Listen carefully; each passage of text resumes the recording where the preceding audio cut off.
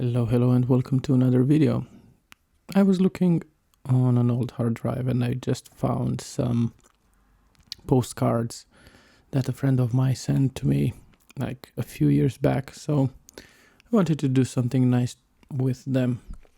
So on this video I'm going to show you how to transform this postcard into a color one and try to increase a bit the details. Okay, let's open this postcard, and this is the center of the city of Iași in Romania. It's an old postcard, we don't have any dates and we don't have any info of it.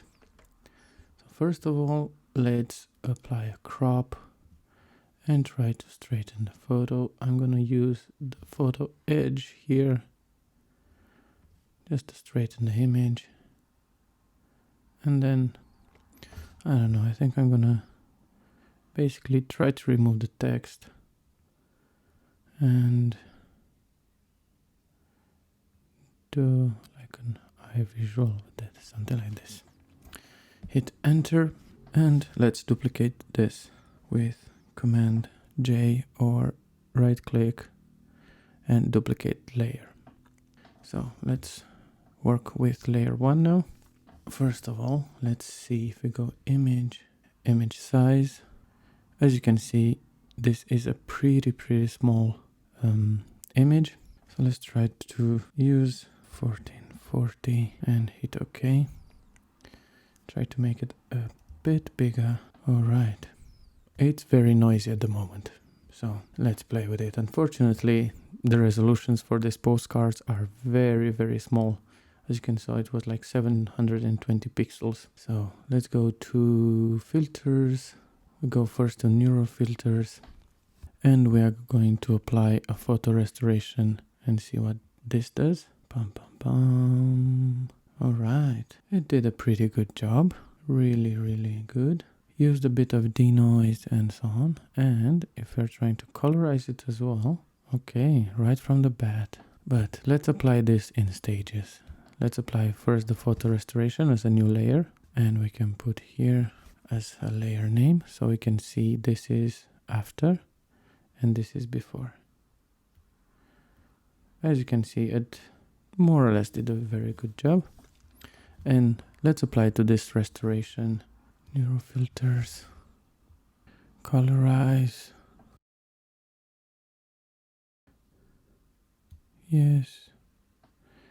Yes, this is what I wanted. So from this, I just want the color layer to be added to it. And hit OK. And now this is just a color layer. And I wanted this because, as you can see here, I can select the colors, adjust them, and also paint more. So you can see here it's a bit of a white area versus here, which is darker. So we can go with the brush tool, make the brush bigger, using the alter option, grab the nearest color, start to paint. You can see slowly going to bring up the colors in.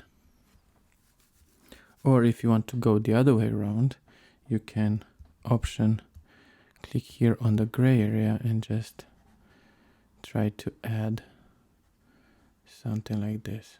Very slow. Here is the shadow, so you don't need to go over it. See, something like this. This is a pretty good picture. I don't know if enlarging the image helped with the details. Let's see. If I will zoom in a bit, say something like this. This looks very nice. Let's create an overall. Alt Shift E, and I created basically this all layers in one. So if you want to do the same, let's go back, right click, and it should be around here where we go merge down, merge visible, flatten image, merge visible. Oh no. Okay, so I don't know where that is, but you can go Command Option Shift E or Control Alt Shift E on Windows, and that will create a new layer here. I'm going to show you another trick, very quick one. If you want to bring more details into your image, what I usually do is I create a new layer, I select a medium gray, something like this. What you can do is you can actually use medium, like 50% gray. Hit OK. Make this very, very small. And then you can zoom in. This is a very tedious job, but it's going to give you even smaller, very, very small. And you know what? Let's change this from a medium gray to 100% black. And then we'll play with the opacity. So what I usually do is I try to add more details, and I'm using here a tablet. But if you don't have a tablet, let's say, and you don't need to do like a very, very good job here. So I was saying, if you don't have a tablet, you can click once here and then holding shift, click here, and what that will do is basically create a straight line. So click, shift, click, created a straight line, a very thin one. But because I have a tablet, I'm gonna use it. You can see here something like this, and you can add as many details as you want. Mostly I'm focused on this, and from here let's go, and you can see what I've drawn. As I said, it's not too much, but if I go filter, blur, Gaussian blur, and apply let's say 1.2, 3 pixels, let's say, although I think it's too much, but there you go. Like a 3 pixel, added a bit of shadow and depth. So this is before and this is after. I really hope you enjoyed this small tutorial, and see you next time. Take care.